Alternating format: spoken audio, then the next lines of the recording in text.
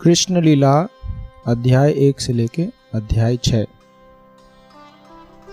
तो 5000 साल पहले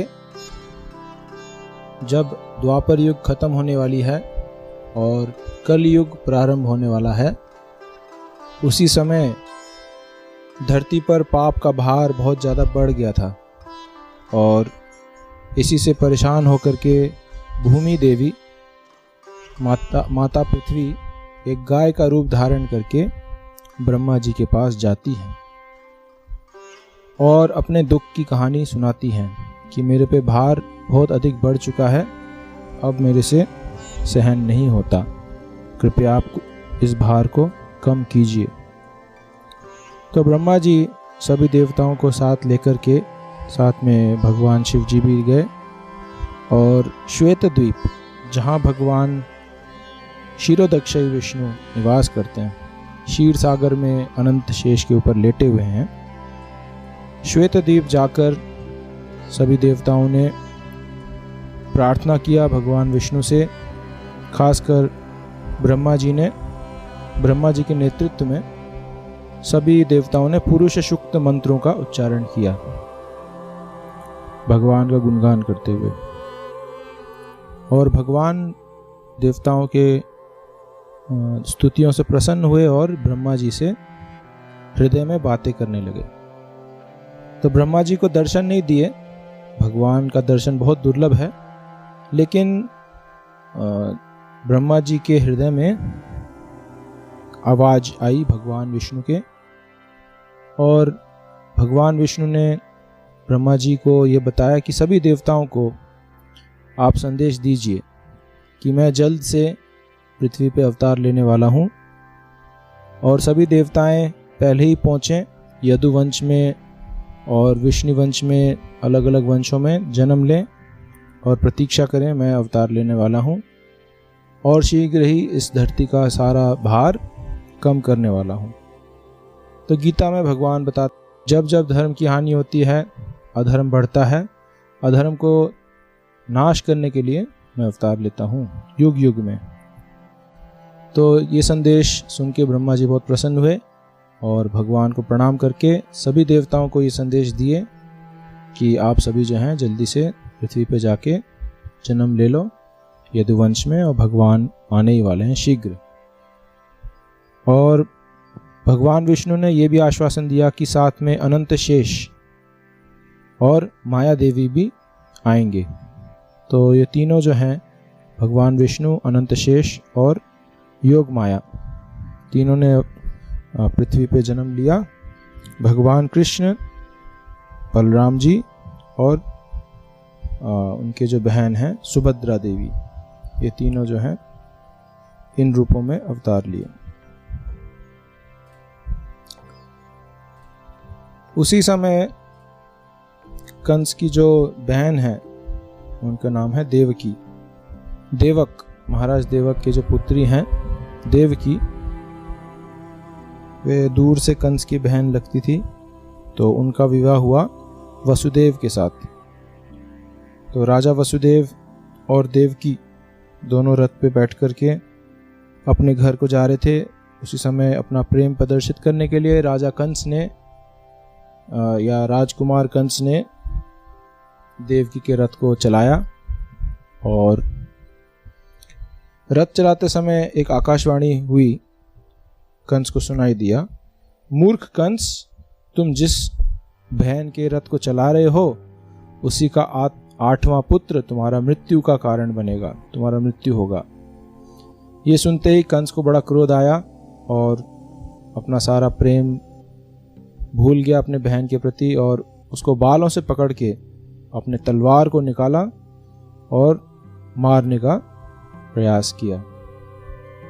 वसुदेव उसी समय अपने नवविवाहित पत्नी के प्राण को बचाने के लिए कंस से बातें करने लगे, कंस से तर्क करने लगे कि ये सब ऐसे करने से तो आपको केवल पाप होगा और आपकी जो ख्याति है, आपका जो नाम है, यश है, वो खराब हो जाएगा, कि आपके बहन के शादी में ही अपने बहन को एक भाई ने मार दिया।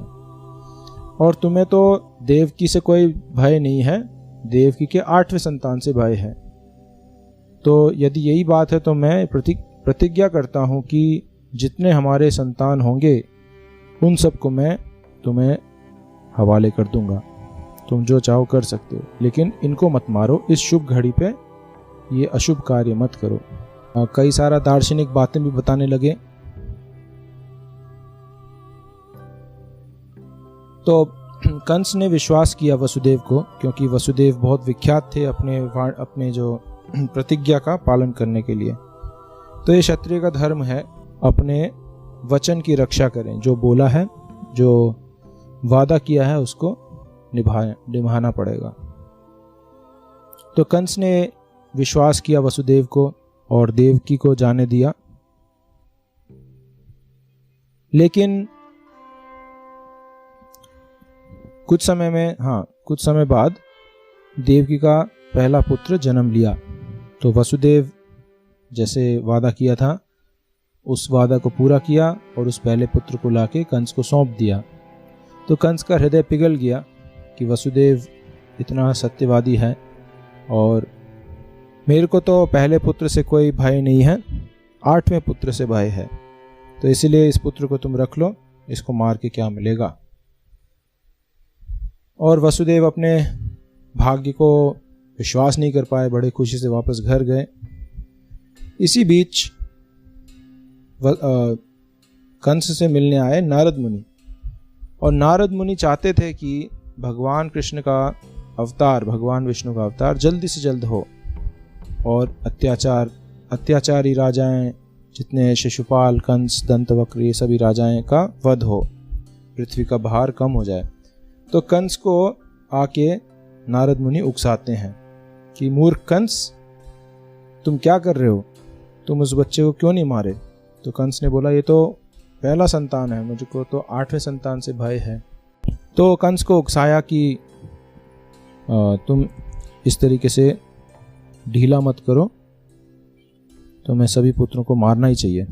तो कंस के नारद मुनि के कहने से कंस ने देवकी और वसुदेव को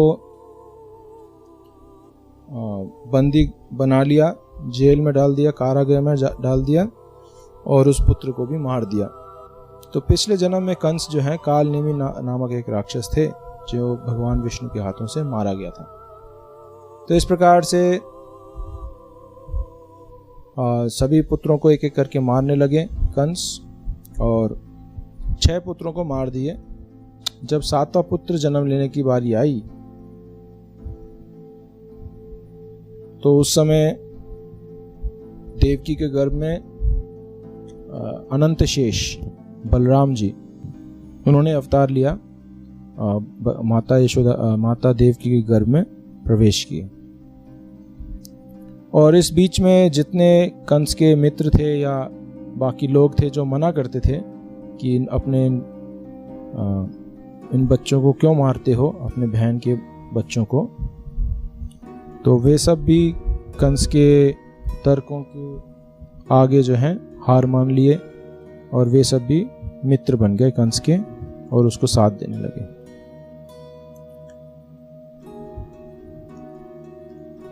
तो जब अनंत शेष देवकी के घर में प्रवेश किए, उस समय भगवान विष्णु ने योग माया से निवेदन किया कि हे योग माया, ये जो 7वां गर्भ है ये अनंत शेष है और मैं चाहता हूं कि तुम्हें ये आज्ञा दे रहा हूं कि इस 7वें गर्भ को देवकी के गर्भ से रोहिणी के गर्भ में स्थानांतरित करो ताकि किसी को कुछ पता ना चले।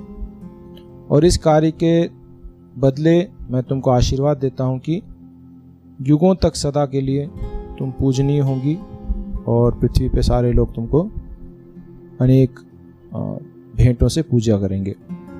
तो ये योग माया जो है ये दुर्गा देवी ही हैं जो भगवान के आशीर्वाद से संपूर्ण विश्व में पूजी जाती हैं। तो योग माया ने बड़े आसानी से ये कार्य कर दिया। माता देवकी के गर्भ से 7वें गर्भ को रोहिणी के गर्भ में स्थानांतरित किया और इस बीच देवकी को लगा कि उनका गर्भपात हो गया है, 7वां पुत्र जो है वो गिर गया, वो जन्म नहीं लिया। तो 7वां जो पुत्र था वो गर्भपात के समान प्रतीत हुआ। नंद और यशोदा के संरक्षण में रोहिणी ने बलराम जी को जन्म दिया। रोहिणी जो है वसुदेव की एक और पत्नी है। वसुदेव की कई पत्नियां थीं, उसमें से एक रोहिणी थी, और उनको संरक्षित सुरक्षा देने के लिए उनको गोकुल भेजा गया, नंद और यशोदा के साथ में रहने के लिए। और जो महाराज नंद हैं वो वसुदेव के भाई के जैसे हैं, यानी उनके पिता एक ही हैं लेकिन माँ जो है माता अलग है। तो इस प्रकार के भाई थे ये। तो इसके बाद वसुदेव को ये प्रतीत हुआ कि अब भगवान जो हैं जन्म लेने वाले हैं, भगवान अवतार लेने वाले हैं। वसुदेव जो है पूर्ण रूप से शुद्ध हो चुके थे इन सब घटनाओं के बाद, और उनके मन में भगवान जो हैं प्रवेश किए वसुदेव के मन में, और वसुदेव के मन से देवकी के मन में स्थानांतरित हुए, और देवकी के मन से देवकी के हृदय में स्थानांतरित हुए। तो देवकी के मन भी पूरा निर्मल हो गया। भगवान प्रवेश किए, वसुदेव और देवकी दोनों ही जो हैं पूर्ण रूप से निर्मल हो गए, और बिना कोई शारीरिक संबंध से जो 8वां गर्भ है भगवान कृष्ण का गर्भ धारण हो गया। तो देवकी के शरीर से, देवकी के चेहरे से एक अनोखा तेज चमक रहा था, जो कि पूरे कारागृह को उजाला कर रहा था। तो ये सब देख करके कंस को ये आभास हुआ कि अब जो है उसका काल 8वां संतान जो है जन्म लेने वाला है। और साथ साथ में छंद रूप में, यानी छिपे रूप में, देवता लोग, अदृश्य रूप में देवता लोग सभी आते थे और देवकी के परिक्रमा करते थे, देवकी के गर्भ के, क्योंकि उनको मालूम है कि भगवान कृष्ण जो हैं, भगवान विष्णु अवतार लिए हैं, देवकी के गर्भ में प्रवेश किए हैं। तो सभी देवताएं अपने प्रार्थनाओं के पूर्ण होने के लिए बड़े प्रसन्न हुए और दर्शन करने आए देवकी का, जो भगवान की माँ होने वाली हैं। इतनी पवित्र शुद्ध एक जीव के सभी लोग प्रणाम किए और प्रदक्षिणा करने लगे। और इतने में कंस को पता चल गया कि कुछ तो हो रहा है, और उन्होंने सोचा कि अभी इसी समय मैं देवकी का वध कर दूं। लेकिन अपने बदनामी के भय से उन्होंने ऐसा कोई कदम नहीं उठाया, और ये सोचा कि चलो बच्चे को जन्म लेने दो, और जन्म लेते ही मैं उस बच्चे का वध कर दूंगा, जैसे बाकी 6 बच्चों का मैंने वध कर दिया था। तो इस प्रकार कंस जो है दिन और रात भगवान का चिंतन कर रहे हैं, विष्णु का चिंतन कर रहे हैं कि जिन्होंने मेरे को पिछले जन्म में मारा था, मैं उसको इस जन्म में मारूंगा। तो इस प्रकार से 24 घंटे, चाहे खाते हुए, चाहे सोते हुए, चाहे नहाते हुए, चाहे कुछ भी करते हुए, कंस हमेशा भगवान या फिर अपने काल, अपने मृत्यु का स्मरण कर रहे हैं। ज्योतिष के अनुसार सारे तारे और सारे नक्षत्र एकदम शुभ प्रक्रिया में थे, शुभ अवस्था में थे। उसी समय भगवान कृष्ण और देवकी का 8वां पुत्र जो है प्रकट हुए, जन्म लिए। तो वसुदेव और देवकी ने देखा कि ये आश्चर्यजनक पुत्र चतुर्भुज रूप में जन्म लिया है, और उसके चारों हाथों में शंख, चक्र, गदा, पद्म है। उनके सिर पर मुकुट है और गले में अलग अलग आभूषण हैं, रत्नमालाएं हैं, और श्रीवत्स का चिन्ह है, कौस्तुभ मणि है, पीतांबर वस्त्र धारण किए हैं, फूलों की माला है, कमल फूलों की माला। तो सब चकित हो गए वसुदेव और देवकी। तो ये कोई साधारण बालक का जन्म नहीं है, ये भगवान का अवतरण या भगवान का प्राकट्य है। भगवान कभी जन्म नहीं लेते हैं, कभी मरते नहीं हैं, लेकिन प्रकट होते हैं और अप्रकट होते हैं। जिस प्रकार से सूर्य कभी जन्म नहीं लेता, मरता नहीं है, सूर्य का केवल उदय होता है और अस्त होता है हमारे आंखों के सामने, लेकिन सूर्य हमेशा हवा में है और किसी के लिए उदय हो रहा है और किसी के लिए अस्त हो रहा है, लेकिन सूर्य का कभी उदय और अस्त नहीं होता। इसी प्रकार से भगवान का कभी जन्म और मरण नहीं होता, लेकिन हमें ऐसे लगता है कि अब हमारे सामने भगवान जन्म लिए हैं, प्रकट हुए हैं, और अब हमारे सामने भगवान इस धरा को छोड़ के जा चुके हैं। तो इस प्रकार से जब प्रकट हुए तो वसुदेव और देवकी अभय हो गए, उनका सारा डर भय दूर हो गया और उन्होंने प्रार्थना किया, भगवान की स्तुति की। उनके प्रार्थनाओं से भगवान बहुत प्रसन्न हुए और दोनों को बताया कि मैं तुम दोनों के तपस्या और भक्ति से बहुत प्रसन्न हूँ और तुम केवल इस जन्म में मेरे माता पिता नहीं हो, बल्कि पिछले 2 जन्म में भी तुम ही दोनों मेरे माता और पिता रहे हो। तो ये दोनों जो हैं प्रजापति थे, उनका नाम था पृश्नि और सुतपा। तो ब्रह्मा जी के कहने से संतान वृद्धि करने के लिए दोनों ने विवाह किया और 12,000 सालों के लिए, देवताओं के 12,000 साल, इस समय तक दोनों ने बहुत तपस्या किया, केवल जल पी करके और सूखे पत्ते खा करके भगवान का आराधना किया।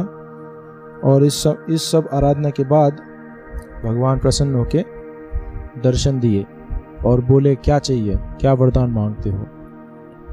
तो दोनों ने यही वरदान मांगा कि हमें कृपया आप पुत्र रूप में जन्म लीजिए ताकि हम आपकी सेवा कर सकें। अगर चाहते थे तो पृश्नि और सुतपा जन्म मृत्यु से मुक्ति मांग सकते थे, भगवान के धाम जा सकते थे, लेकिन उन्होंने पुत्र रूप में मांगा भगवान को ताकि भगवान की सेवा कर सकें, भगवान से प्रेम कर सकें। तो भगवान बहुत प्रसन्न हुए और आशीर्वाद दिए कि मैं तुम्हारे पुत्र रूप में आऊँगा। तो पृश्नि और सुतपा जब उस जन्म में, पहले जन्म में उनके पुत्र रूप में पृश्नि गर्भ नाम से जन्म लिए। उसके बाद अगला जन्म हुआ कश्यप और अदिति के रूप में, जो देवताओं की माँ है। तो उस जन्म में भगवान ने अवतार लिया उपेंद्र या वामन देव के रूप में, इंद्र के छोटे भाई के रूप में वामन अवतार। और अब तीसरे जन्म में देवकी और वसुदेव रूप में आए हैं और उनका पुत्र कृष्ण के रूप में आए हैं भगवान।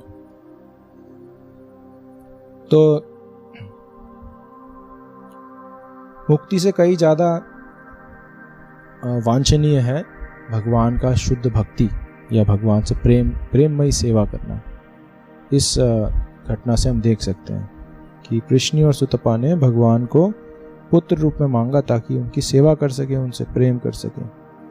तो यही जो है भक्तों का उद्देश्य है, भगवान से प्रेम करना, भगवान की सेवा करना, ना कि केवल मुक्ति मांगना और कार्य से निवृत्त होना। सेवा से हमें निवृत्त नहीं होना, हमें सेवा में लगना है। और भगवान यदि हमारे सेवा से प्रसन्न हो तो उसी में ही हमारा परम आनंद है। तो इस घटना के बाद देवकी ने प्रार्थना किया कि कृपया आप अपने आप को छिपा दीजिए। इस प्रकार से कंस को पता लगेगा कि आप ही उनके काल हैं और आपको मारने का प्रयास करेंगे।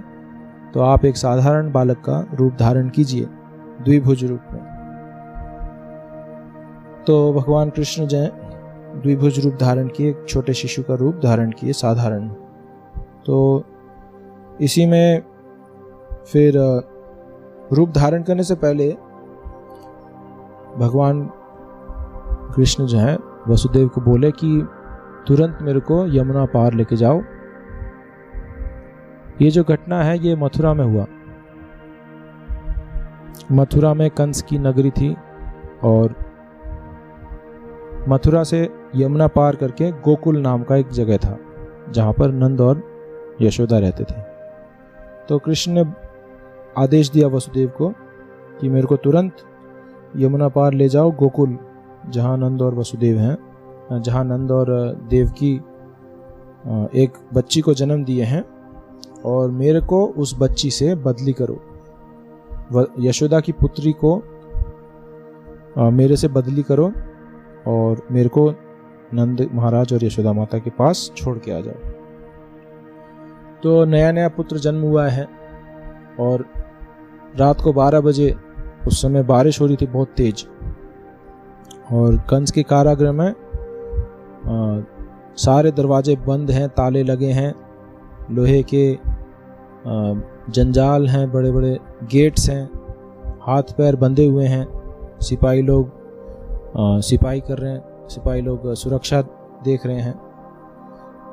लेकिन वसुदेव को भगवान की बात पर पूरा विश्वास हुआ और पूर्ण विश्वास से वसुदेव ने एक टोकरी में भगवान कृष्ण को बैठाया और जैसे ही उनको उठाए वैसे ही उनके हाथ और पैरों के हथकड़ियाँ खुल गई, जंजीर खुल गए और उसी समय सारे दरवाजे खुल गए और जितने सिपाही थे, सुरक्षा कर जितने थे सैनिक, वो सब सो गए नींद के कारण।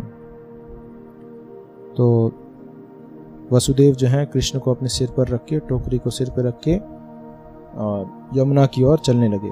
और जैसे ही महल से बाहर आए, बारिश हो रही थी बहुत तेज, और उस बारिश से रक्षा करने के लिए अनंत शेष एक बहुत बड़े नाग के रूप में वहाँ प्रकट हुए, अपने फणों से भगवान कृष्ण को भीगने से रक्षा की।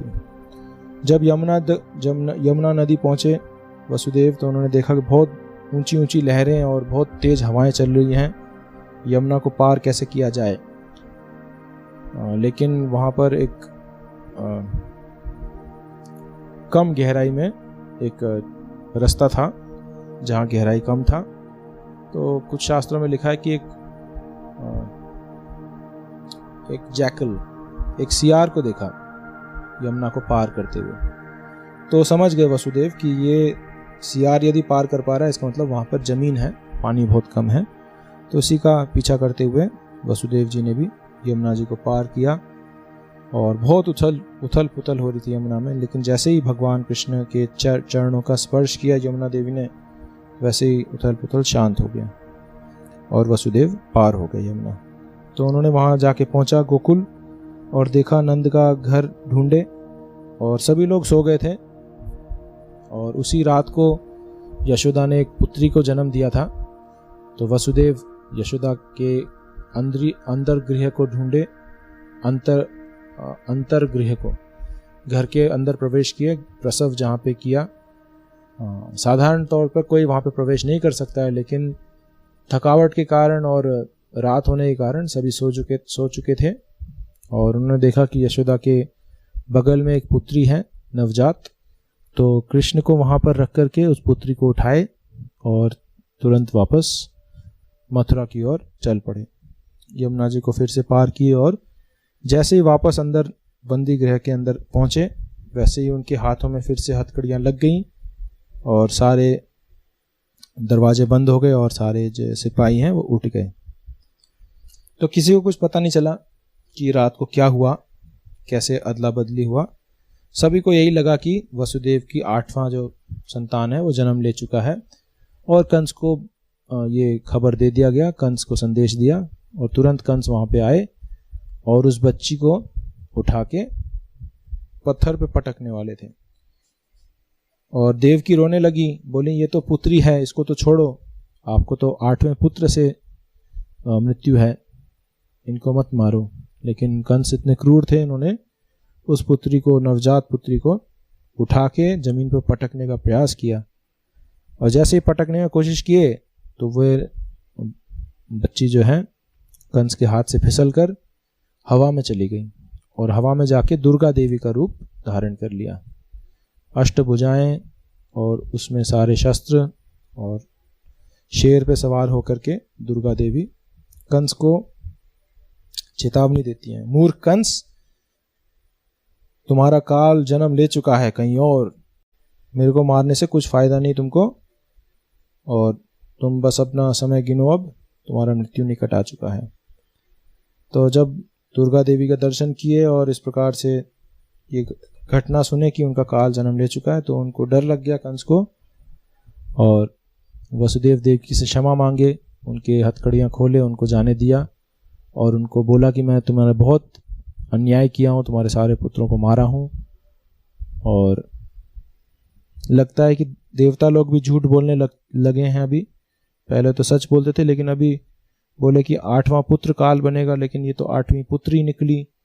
और लगता है देवता लोग भी झूठ बोल रहे हैं और बोले कि देखो, हमारे सब कर्म के अनुसार ही हमारे सुख दुख लिखे हुए हैं और इसलिए तुम मेरे को दोषी मत ठहराओ तुम्हारे पुत्रों की मृत्यु के लिए। हो सकता है तुम्हारे कर्म में ये लिखा होता और हुआ हो, और मैं तो केवल निमित्त हूँ इन कर्मों का, तो आप मेरे से दुश्मनी मत करो, मेरे को मत कोसो। इस प्रकार के ये सब तर्क देने लगे। ये सब आसुरी लक्षण है कि अपने फायदे के लिए शास्त्रों का तर्क इस्तेमाल करना। तो वसुदेव कुछ नहीं बोले। वहां से वसुदेव देव की जो है अपने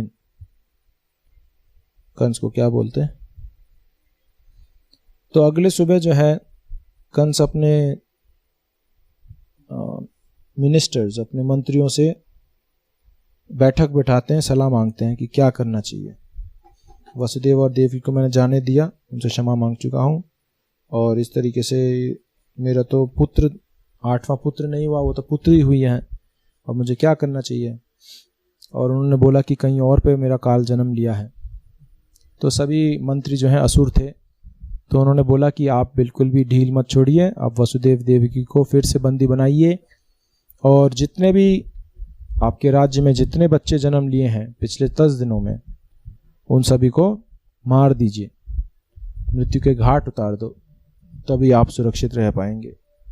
साथ साथ में सभी ब्राह्मणों को मारो जो भगवान के लिए, विष्णु के लिए यज्ञ करते हैं, उन सभी को यज्ञ करने से रोक दो, और गायों को मार दो ताकि घी का उत्पादन बंद हो जाए, ब्राह्मणों को मार दो और सारे धार्मिक कार्यों को बंद कर दो। फिर विष्णु और सभी देवताओं की शक्ति धीरे धीरे खत्म हो जाएगी। तो ये आसुरी लक्षण है, ये आसुरों का काम है, ये कि जो ब्राह्मण हैं, जो धर्म है, धर्म को रोकना, ब्राह्मणों के यज्ञों को रोकना, गायों को मारना। तो इस प्रकार के जो उस समय भी हुए थे, कंस के समय भी ये सब किए गए थे। तो अगला अध्याय 5वां अध्याय। वहां वृंदावन, वहां पे गोकुल में नंद और यशोदा ने अपने पुत्र का जन्मदिन मनाया, जन्मोत्सव। इसको जन्माष्टमी के रूप से जाना जाता है। और उस दिन नंद महाराज ने बहुत सारे ब्राह्मणों को बुलाया, उनसे कृष्ण का कुंडली देखने को बोला, कृष्ण के भविष्यवाणियां भी सुने कि ये लड़का बालक बड़ा होकर क्या क्या करेगा। और पूरे गोकुल को सजाया गया फूलों से और सुंदर वृक्षों से, और कलश रखे गए जगह जगह, बहुत सारा आयोजन हुआ त्योहार का बड़े खुशी से। और सभी ब्रजवासी आए दर्शन करने नंद और यशोदा के पुत्र की, और खुशी से उन्होंने मक्खन और दूध और दही से खेले, यानी जैसे होली खेलते हैं वैसे दूध दही और मक्खन से एक दूसरे के ऊपर छिड़काव करने लगे। तो उस समय नंद महाराज वृंदावन के राजा के समान थे, यानी वैश्य समाज के जो मुखिया थे। और उस समय गोकुल में 9,30,000 गाय थी नंद महाराज के अधीन। तो हम कल्पना कर सकते हैं कि कितना सारा दूध दही और मक्खन उपलब्ध होगा। तो सारे ब्रजवासी उसी दूध दही मक्खन से खेलने लगे, एक दूसरे से खुशी के कारण एक दूसरे पे उछालने लगे। इसके कुछ समय बाद ही नंद महाराज मथुरा जाते हैं कर अदा करने के लिए, और वहाँ मथुरा में वसुदेव से भी मिलते हैं। और वसुदेव नंद महाराज को सावधान करते हैं कि आप सावधान हो जाइए कि आपका नया बेटा जन्म, पहले तो पूछते हैं कि आपका बेटा कैसा है और मेरा बेटा कैसा है, जो बलराम जन्म लिया आप गोकुल में। लगभग 15 दिन पहले बलराम जी जन्म लिए हैं, और उसके 15 दिन बाद पहले बलराम जी का जन्म होता है, बलराम पूर्णिमा, उसके 15 दिन बाद कृष्ण जन्माष्टमी। वसुदेव अपने पुत्र का भी पूछताछ करते हैं कि मेरा पुत्र बलराम कैसा है और आपका पुत्र कृष्ण कैसा है। आप उन दोनों का ध्यान रखिए क्योंकि अभी समय बुरा है और कुछ भी अनर्थ हो सकते हैं। तो जल्दी से तुम कर अदा करो और वापस गोकुल जाओ, अपने पुत्रों का ध्यान दो। क्योंकि वसुदेव को मालूम है कि कंस क्या क्या किस प्रकार का व्यक्ति है और वो कृष्ण को मारने का पूरा पूरा प्रयास करेगा। तो इसी के साथ नंद महाराज जल्दी से लौट के आते हैं वृंदावन और उनको पता चलता है कि जब वे वहां पे नहीं थे तो पीछे से कंस ने एक राक्षसी, पूतना नाम की एक राक्षसी थी, उनको भेजा था गोकुल में।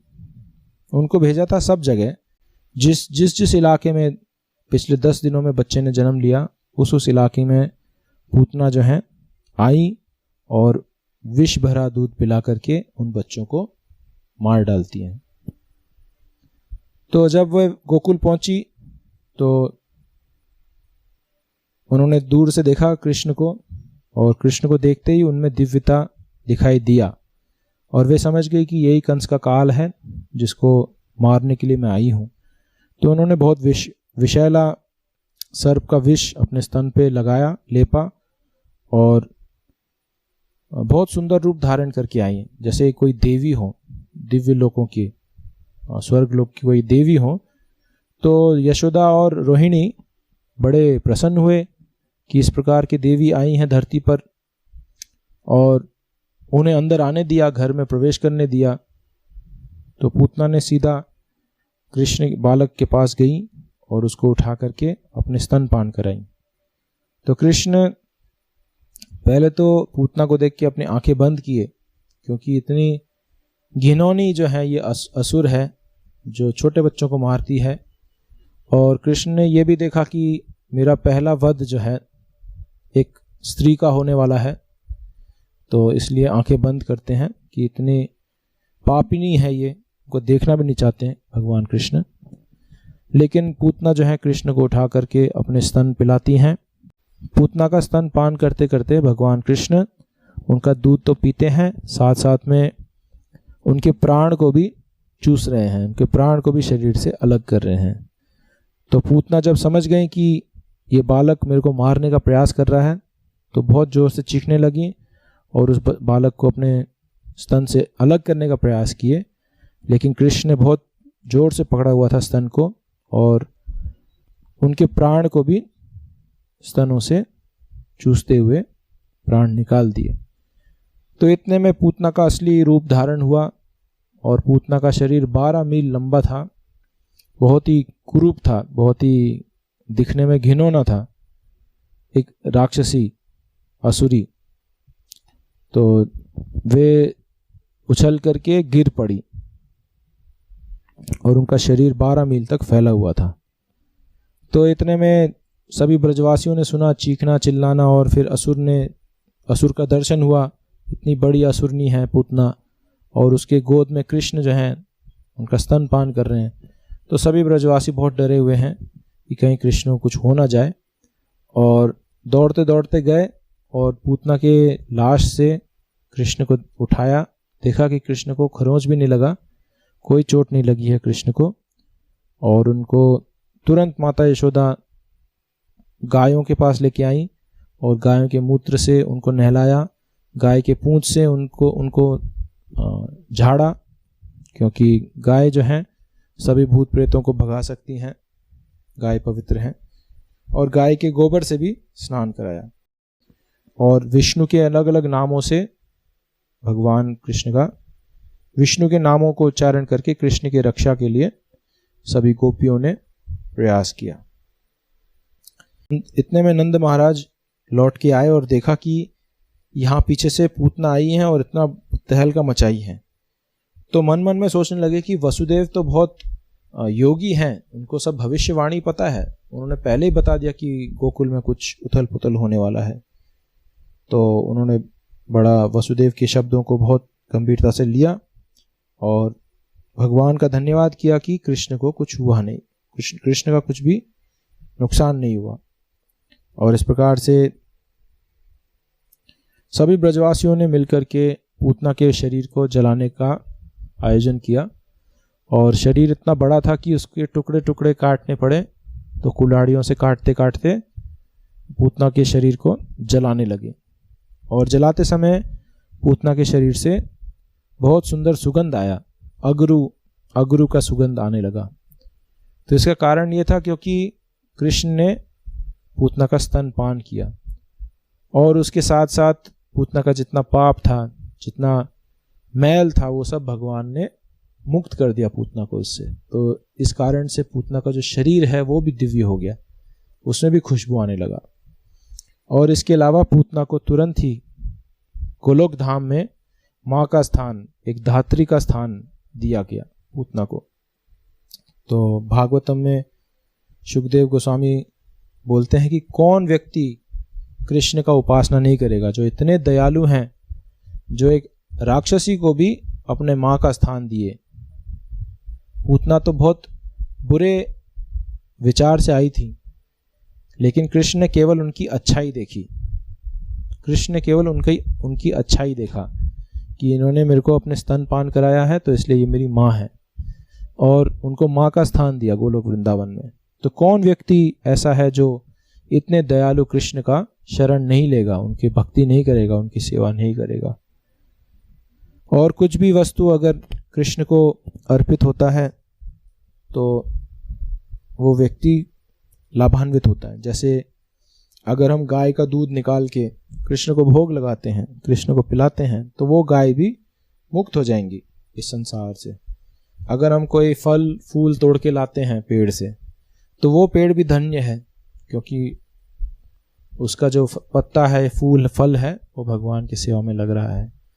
तो इस प्रकार से जो भी भगवान कृष्ण की सेवा करता है जाने अनजाने रूप में, उन सबको ये सेम लाभ मिलता है। तो हम लोग बहुत ही सौभाग्यशाली हैं जो प्रभुपाद जी और भगवान कृष्ण के संदेश को समझ पा रहे हैं, भगवान कृष्ण की भक्ति कर रहे हैं, प्रयास कर रहे हैं। तो इसमें हौसला बढ़ता है कि हम जरूर भगवान के धाम लौट सकते हैं। तो इसी के साथ आज का कृष्णा बुक रीडिंग यहीं समाप्त होता है। पहले 6 अध्याय हमने आज पढ़े और कल हम इसके आगे और सुनेंगे। हरे कृष्णा।